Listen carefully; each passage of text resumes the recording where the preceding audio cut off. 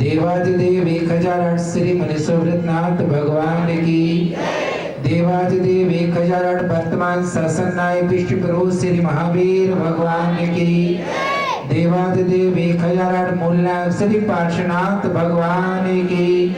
अकम्पराचार्यादि 700 महामुनि राजों की, विष्णु कुमार महामुनि राज की, संत शिरोमणि आचार्य गुरुवर श्री विद्यासागर जी महाराज की, अहिंसामयी विश्व धर्म की,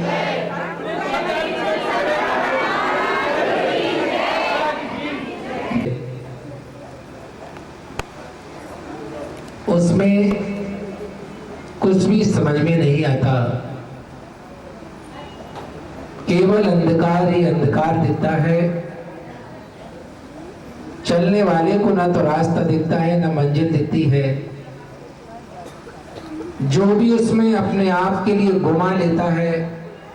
वह वास्तव में गुम हो जाता है। यह ऐसी अमावस्या है, काली रात है, जिसमें अनेकों व्यक्तियों ने अपने जीवन की पूर्ण आहुति भी दी है और जिसमें अनेक साधकों ने अपने आप की साधना के द्वारा अपने आप को जहां संभाला भी है और ना संभाल पाए तो श्वास की घुटन के साथ साथ में अपनी शान शक्ति और विशुद्धि के अनुसार अपनी अपनी गति आगति को प्राप्त हुए हैं। भावों का परिणामन जैसा चलता है,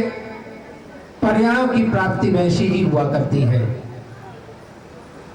लेकिन जिसने अपने जीवन में इस काली अमावस्या की रात्रि के लिए देखा, जाना है, अनुभव किया है, उसकी आत्मा जहां कहीं भी होगी वह आज भी अपने आप के लिए उस भय का अनुभव करती होगी कि कैसी काली रात्र, किस प्रकार की स्थिति, कैसी घुटन, किस प्रकार का अनुभवन और कैसे चारों ओर हाहाकार की स्थिति मची हुई है कि लोग चाहते हैं कि अमावस्या हट जाए, लोग पुरुषार्थ भी करते हैं कि तो अमावस्या की काली रात्रि को हटाना, जब तक कि स्वयं रात्रि अपने आप के लिए आगे न खिसकाए तब तक सूरज भी बहुत जल्दी निकल के आ नहीं सकता। और जब सूरज निकला तो ऐसा निकला कि चारों ओर अपने आप प्रकाश फैलता चला गया,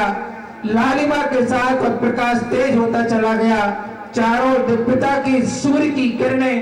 प्रत्येक प्राणी के हृदय की कालिमा को दूर करते हुए लालिमा से भरती चली गई और सबका हृदय प्रफुल्लित आनंद का अनुभव करने लगा। समाचार चारों फैल गया कि एक छोटा सा कोई बटुक ब्रह्मचारी आया है जिसने बहुत छोटा सा कद ले रखा है, देखने में बहुत सुंदर है, माथे पर त्रिपुंडी है, चाल में ऐसी गति मंथरता है जैसे कि मदमस्त हाथी कहीं जा रहा हो, और भाल का तेज इतना है कि सूर्य भी उसके सामने अपने आप को लज्जा का अनुभव कर रहा है। उसके दोनों हाथ अजान बाहु की तरह लंबे होकर के चारों ओर अपने अंदर के उस विस्तार का परिचय करा रहे हैं और वह निरंतर उसको ओर बढ़ रहा है जहाँ के बीच दान को दातार बनकर के बैठा है राजा स्वयं, जो 8 दिन का राजा बनकर के अपने आप को सारी सत्ता का मालिक और सारे अधिकार अपने हाथ में लेकर के समझ रहा है कि तीनों लोक सारा भूमंडल मेरी आज्ञा से संचालित है कि मैं जैसा चलाऊं वैसा चलना पड़ेगा। और इसी अहंकार के साथ आज वह बहुत ही रूप लेकर के बड़ी भावनाओं के साथ दाता बनकर के बैठा है। और जैसे ही वह बटुक ब्रह्मचारी का नंबर आता है, वह राजा भी देख करके पहले तो हंसता है, मजाक करता है, कौतूहल करता है, इतना छोटा सा इंसान पहली बार देखा है, इतना छोटा सा। बंधु, ये जिस समय की मैं आपसे बात कर रहा हूं, आज तो उससे छोटे छोटे इंसान हैं। यह घटना जिस समय घटी है, जिस समय वह छोटा सा रूप बड़े बहुत बड़े आकार वाले को छोटा रूप में दिख रहा है, वह उसको हंसना स्वाभाविक था, किंतु जिस पर हंस रहा था वह भूल गया कि हंसी वास्तव में मैं अपने आप की कर रहा हूं, क्योंकि अब सत्य का उद्घाटन होगा तब मैं बहुत बौना होकर के अपने आप को केवल चरणों में झुका करके रख पाऊंगा, अन्यथा मेरे प्राणों का पता नहीं कब क्या हो जाएगा। भगवान श्री मुनीश्वरनाथ स्वामी के शासन काल की घटना, हस्तिनापुर का वह आंगन जहां पर 700 महामुनिराज अकंपाचार्य आदि के लिए उस बलि राजा ने, जिसने 8 दिन का राजा बनकर अपने आप के लिए पद्मनाभ से राज्य मान करके, और जब मुनिराज आए तो अपने बदले की आग जो उसके मन में उज्जैन से जल रही थी, वह धुआं निकलते निकलते निकलते हस्तिनापुर तक पहुंच गया। बंधु,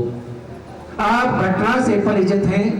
एक बार नहीं अनेक बार आपने पढ़ी होगी, किंतु पढ़ने के बाद अपने जीवन को उससे कितना गढ़ा है, कितना आपने अपने आप के लिए संभाला है, अपने जीवन को कितना महान बनाया है, उस घटना के द्वारा अपने जीवन वर्तमान और भविष्य को कितना जोड़ा है, उससे शिक्षा लेकर अपने आप को कितना संभाला है, ये आपको स्वयं मालूम होना चाहिए। बंधु, केवल घटना नहीं थी, ये किसी के जीवन का घटित चरित्र था, ये किसी के जीवन का ऐसा समय था जिसने अपने उस समय में अपने अत्याचार की उग्रता का भी परिचय दिया, और उस समय जो दूसरी घटना में घटित जिनके ऊपर जीवन में घट रहा था, वह भी उस घटना की साक्षी बनकर अपनी आत्म साक्षी में ध्यान की मुद्रा में स्थित होकर के अपने आप के लिए जिन्होंने संभाला था, क्योंकि दिगंबर साधु प्रतिकार नहीं करते और सर्व परिचय से कायर बनकर के भागा नहीं करते। जो भागते हैं उनका भाग्य भी भाग जाता है, और जो ठहरे रहते हैं और सर्व परिचयों को जीत लेते हैं, उनका भाग्य भगवान बनकर के 3 लोक में अपने आप जयवंत तो जीवंत हो जाता है, उसका कोई आर पार नहीं होता। इसलिए दिगंबर मुनिराज आत्म साधना के लिए, आत्म शुद्धि के लिए, भगवान बनने के लिए इस मार्ग को अपनाते हैं, इसलिए भागने का काम उनके पास नहीं होता। जो भागते भागते रहते हैं वह तो बैठे हैं, उन्हें कोई पता नहीं होता। उनकी कोई लक्ष्य, कोई मंजिल, कोई दृष्टि नहीं होती। वह केवल ऐसा लगता है जैसे कर्म ने उनके लिए आगे बढ़ा दिया, पीछे से धक्का दे दिया, किसी ने हाथ दिया, वह बढ़ते चले आते हैं। उनका अपने जीवन का स्वयं का कोई लक्ष्य, कोई मर्यादा, कोई मान, कोई सम्मान, कोई ऊंचाई, कोई किसी मंजिल की ओर यदि जीवन का आचरण बढ़ रहा होता तो शायद ये घटना जिसको हम इतने वर्षों से पढ़ते चले आए कभी अपने जीवन में उसका आचरण दिख गया होता कि हमारे सामने, हमारी साक्षी में, हमारे होश में, हमारी दृष्टि में यदि कहीं कोई इस प्रकार का दृश्य बने तो हम दौड़े दौड़े जाएं और अपने कर्तव्य का पालन करते हुए धर्म धर्मायतन और धर्म तीर्थ के साथ धर्मात्मा की रक्षा करते हुए अपने आप के लिए सम्य दर्शन की श्रद्धा की उस परम पवित्र दीप का, प्रकाश का, उजेले का सामने वाले के लिए अपने आप को समर्पण करके हम उसको बताएं कि वास्तव में हमारा कर्तव्य क्या है, हम कर क्या रहे हैं। अपने आत्मा से पूछना, अपने आप से जानना कि हमारे जीवन में ऐसी कितनी बार कैसी घटनाएं आई हैं, कौन कौन से दृश्य परिदृश्य हमारे दृश्य के बन करके अदृश्य हो चुके हैं और कब का हम कैसे साक्षी बन करके रहे ना रहे, लेकिन कभी कानों ने साक्षी बने का अनुभव किया, कभी आंखों ने किया, कभी जिह्वा ने किया, कभी किसी प्रकार से क्षेत्र पर कहीं पर हुआ, लेकिन हमारे लिए पत्राचार से भी मालूम हुआ, लेकिन हम अपने आप को कितना उसमें समर्पित